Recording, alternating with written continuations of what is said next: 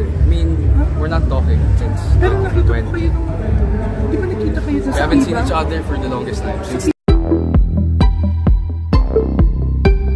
Trending at usap-usapan ngayon sa social media ang matapang na pahayag ng aktor na si Dominic Roque na hindi imbitado si Daniel Padilla sa kasal nila ng aktres na si Bea Alonzo.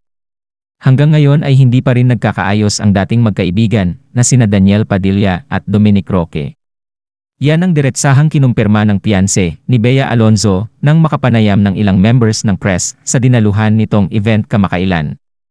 Kasabay nito, nabanggit din ni Dominic na totoong invited ang ex-girlfriend ni Daniel na si Catherine Bernardo sa wedding nila ni Bea Alonzo na inaasahang mangyayari this year.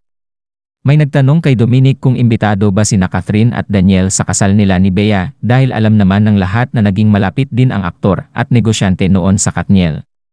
Nakilala sa showbiz ang tropa nilang Nguya Squad kung saan nakasama rin nila sina Marco Gumabao, Patrick Sugui, Zanjo Marudo, Joshua Garcia, Ria Ataide, Joe Vargas at Alora Sasam. Bukod sa mga nabanggit, naka-join din nila sa grupo ang mga magjowang sina Khalil Ramos at Gabby Garcia, at Sofia Andres at Daniel Miranda. Sabi ni Dominic si Catherine pa lamang ang imbitado sa kasal nila ni Bea, kasi hindi pa naman sila okay ni Daniel. Pero sabi ni Dom, pwede pa naman daw mabago ang listahan ng mga bisita nila pero sure na raw sa guest list sina Catherine, Marco, Khalil at Patrick.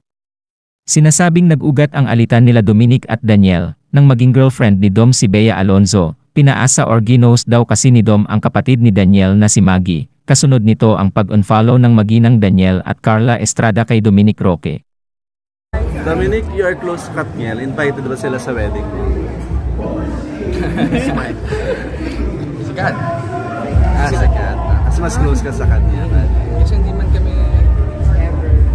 okay ni Lisa. I mean, we're not talking since Pero nakita ko 2020. kayo nung, di ba nakita kayo sa We haven't seen Viva? each other for the longest time since Viva? 2020. No, hindi ako dun. Si Marco yun, Gumabao. Yeah, I haven't been So, you're open about it na hindi kayo talaga okay? Yeah, I think so. Napapansin. Tagal naman namin hindi nag-usap since 2020. But Is she part of the entourage? Si Kat? actually, hindi pa namin nalatag kung ano yung plano kung sa sino yung mga. Basta sa lalaki side, yung mga barkadong lalaki. Like sila Marco, Pat, Khalil, yan yung mga grupo talaga kasama ko.